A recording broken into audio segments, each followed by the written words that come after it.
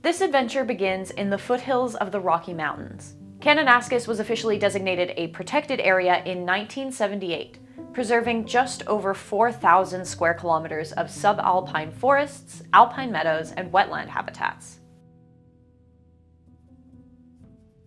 Kananaskis lies within Treaty 7 territory, home of the Niitsitapi Confederacy, Iarhe Stony Nakota Nations, and the Tsuut'ina Nation. Evidence of human habitation in the region dates back to 4,500 BCE. The word Kananaskis comes from Cree.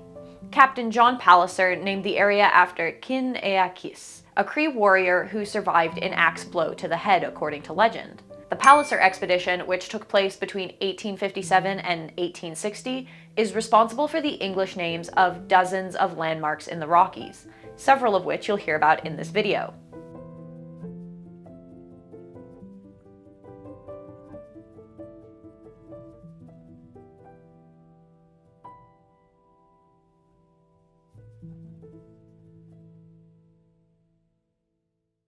The next stop is Lac des Arcs, or Lake of the Bows. This lake was named in 1858 by Eugene Bourgeot during the Palliser expedition. Like Kananaskis, this name is also thought to originate from Cree, a translation of the word Manachaban, or the place one takes bows from, as several indigenous groups made hunting bows from the saplings that grew along the Bow River.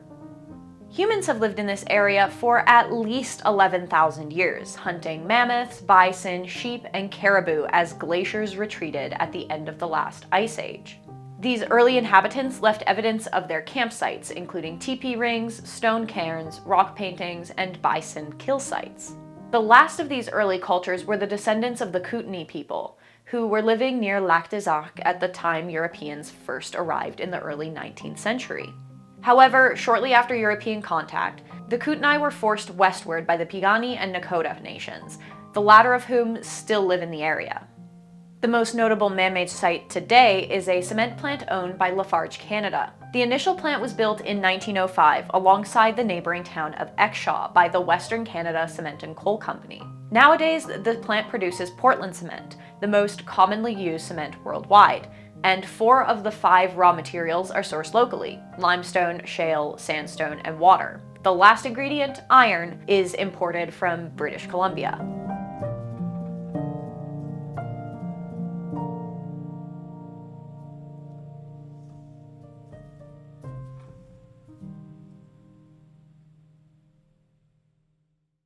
After a brief stop at Lac des Arcs, the adventure continues in Banff National Park with a hike up Tunnel Mountain. The Siksika called it Inni Istako, and the Nakota called it Iyarhe Tatanga Woweyahge Wakan, both of which roughly translate to Sleeping Buffalo, referring to the mountain's silhouette from the north and the east. It's called Tunnel Mountain in English because there's a tunnel, right? No, it's called Tunnel Mountain because there was going to be a tunnel. In the 1880s, the Canadian Pacific Railway sent surveyors to determine a route for the railroad. They initially considered blasting a tunnel through the mountain, but opted to build around it instead. The name Tunnel Mountain stuck, though there's been efforts recently to rename it one of the indigenous names. And I mean, it doesn't even have a tunnel. The total distance for this hike is about 4 kilometers with 260 meters of elevation gain.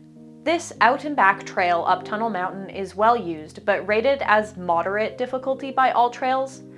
That being said, I did the hike in a corset with no problems, and there were families with young children who made it to the summit. And the trail can be pretty easily done in a couple hours.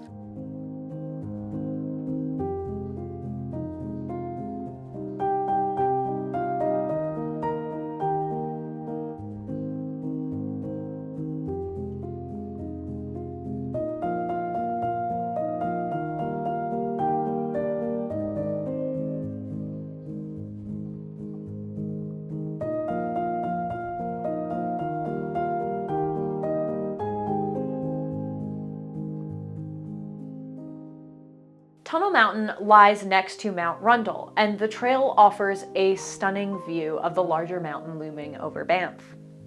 Mount Rundle was given its English name in 1858 by John Palliser. Robert Rundle was a Methodist missionary who the Hudson's Bay Company invited to work with the local indigenous peoples in the 1840s. In Cree, the mountain is known as Wuskahiganwachi, or House Mountain. Mount Rundle is a fascinating geological formation. This part of the Rocky Mountains was once the bottom of a shallow sea, and is made up of sedimentary rock, mainly limestone. Over millions of years, sediment deposits were layered and compacted until they formed solid rock. Typically, the rock layers on top are younger than the lower layers, since newer deposits are layered on top of the older rock, but not Mount Rundle. During the formation of the Rockies, tectonic forces from deep within the Earth thrusted the Pacific Plate into the North American Plate, slowly lifting the rock until they formed the Rockies we see today. The Earth buckled and folded as the Pacific Plate subducted under the North American Plate. Geologically speaking, this process was violent. In the case of Mount Rundle, these forces caused the crust to break, and older rocks were thrust above the younger rocks. As a result, the rock layers at the peak of Mount Rundle are between 200 and 300 million years older than those at the base of the mountain.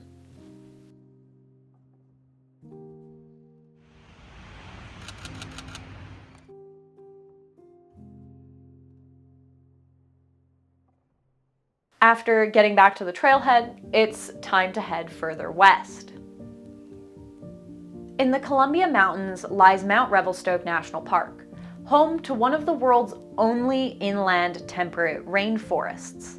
A rainforest in Canada. Yes, British Columbia is home to several temperate rainforests.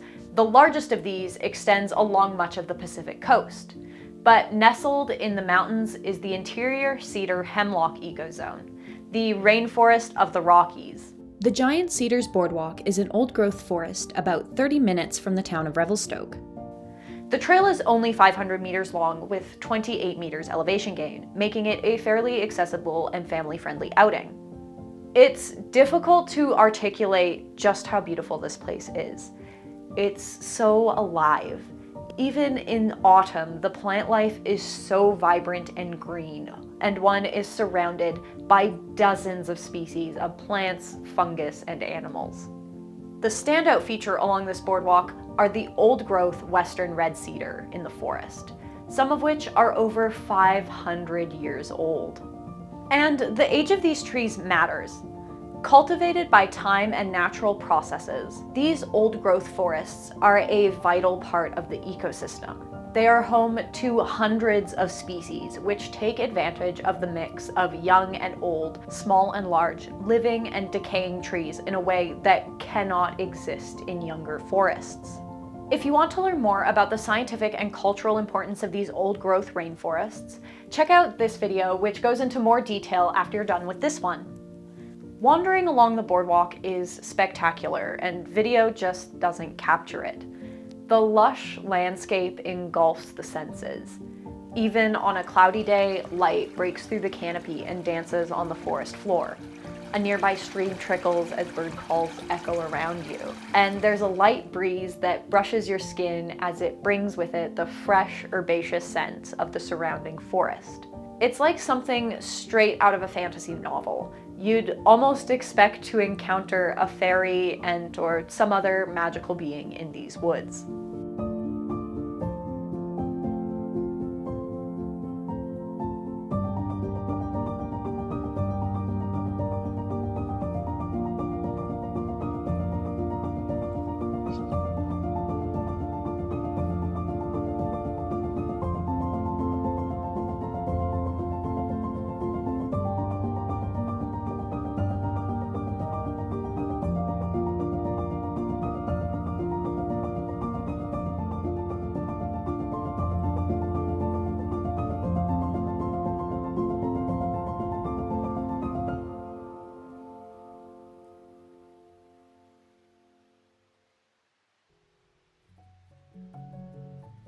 It's time to head south once more.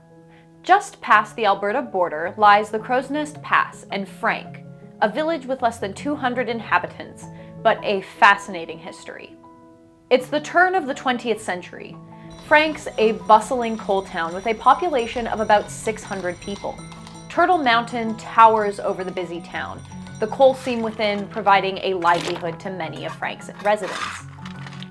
The indigenous Blackfoot and Kootenai peoples knew Turtle Mountain as the mountain that moves and refused to camp underneath it. The inhabitants of Frank would come to realize the truth in those oral traditions. In April 1903, an unusually warm spring followed a particularly wet winter. The spring melt is underway in the pass until a cold snap on April 28th refroze much of the melt, some of which seeped into Turtle Mountain's many fissures. This would spell disaster for the town of Frank. At 4:10 in the morning of April 29th, most of Frank's residents were asleep in their homes when the south peak of Turtle Mountain cleaved. Roughly 110 million metric tons of limestone raced down the mountain, across the Crow's Nest Pass, and up the other side of the valley. In the path of this slide was the eastern portion of Frank. Moving more like a dense, fast-flowing liquid than a solid, at speeds up to 120 kilometers an hour, the flow buried 3 square kilometers in rubble. The landslide lasted only about 100 seconds. But in that time, it killed more than 90 people and destroyed, among other things, the Frank Cemetery, a construction camp, 7 miners' cottages, 2 kilometers of railway, and all of the surface buildings of the Canadian American Coal and Coke Company. This makes Frank Slide the deadliest landslide in Canadian history. Those nearby who heard the event compared the sound to steam escaping under high pressure. It was so loud that it could be heard for kilometers, with some as far as the town of Cochrane claiming they heard the noise, over 200 kilometers away. There's a myth that the sole survivor was a single baby girl nicknamed Frankie Slide, but it's just that, a myth. The majority of the town's residents and buildings were left unscathed. 17 miners were trapped within Frank Mine on Turtle Mountain following the event, but dug their way to freedom 13 hours after the slide. Another 23 people at the southeastern edge of town survived as well, including 3 young girls. In the wake of the slide, 12 bodies were pulled from the rubble. However, due to how deep these rocks were, 45 meters in some areas, the majority of the bodies were never recovered and remain unaccounted for. Though 6 more bodies would be recovered in 1922 during construction. But life in Frank continued. While some left the town after the slide, many stayed. The mine was reopened a few weeks later, and the buried section of the railway was rebuilt. By 1910, the population of Frank had grown to 1,000 people. Then in 1911, a Royal Commission of Scientists found that Turtle Mountain was structurally unstable, and that the town of Frank was still in danger. Over several years, the buildings from Old Frank were dismantled or relocated, and New Frank was established across the Canadian Pacific Railway tracks, where it remains today. If you want to learn more about the science behind the slide and whether another slide is likely, subscribe to my channel as that video will be coming out soon.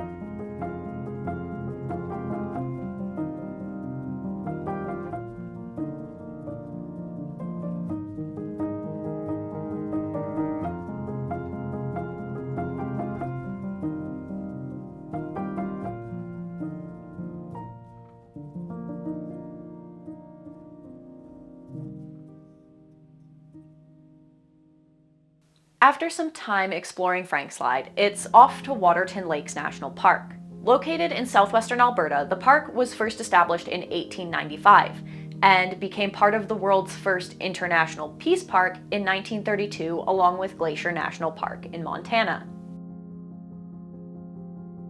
The park is 505 square kilometers of exquisite scenery. Known as the place where the mountains meet the prairies, the Rockies rise abruptly above the surrounding meadows, grasslands, and lakes overlooking the town of Waterton. Home to a rich array of wildlife, moose, elk, mule and white-tailed deer, bighorn sheep, and mountain goats roam throughout the park, as do cougars, lynx, bobcats, wolves, coyotes, and both grizzly and black bears. And birders are in luck too, with over 255 species recorded in the park. Bald eagles, American kestrel, Canada geese, white-tailed ptarmigan, and dozens of songbird species can be found. Evidence of hunting and gathering in what is now Waterton dates back more than 10,000 years. Indigenous peoples, including the Niitsitapi and the Ktunaxa people, hunted bison and gathered plants for food and medicine in the region's rich valleys and forests. The Blackfoot name for Waterton Lakes is Puktomuxikani, which means the inner sacred lake within the mountains, and is a place of significance in their culture. Waterton Lakes were given their English name by Lieutenant Thomas Blackiston during the Palliser expedition in 1858. Blackiston named the lakes in honor of Squire Charles Waterton, an eccentric English naturalist. Waterton doesn't have any ties to the Canadian Rockies, or Canada at all really. He visited once in 1824, but that was more than 3,000 kilometers away from Waterton Lakes. So what did Waterton do?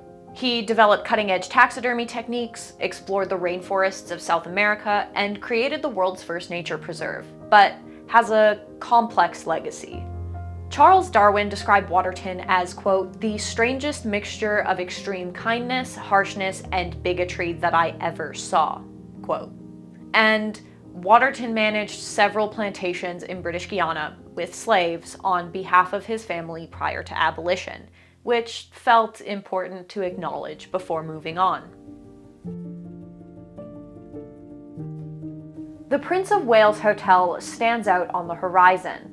Rustic in design, this early 20th century building overlooks Waterton Lakes. It was built between 1926 and 1927 by the Great Northern Railway as the last in a chain of luxury hotels, backcountry chalets, and tent camps. It served as the final stop for wealthy tourists traveling on horseback through Glacier National Park's backcountry. The hotel was built during one of Waterton's windiest and snowiest winters.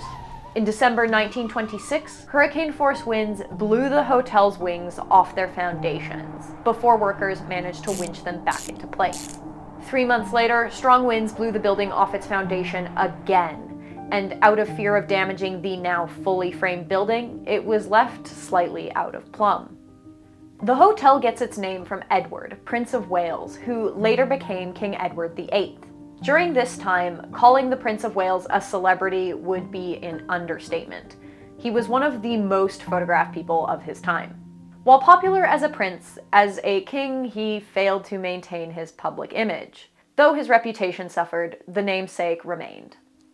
One of the natural wonders within the town of Waterton is Cameron Falls, a two-tiered waterfall with several viewpoints.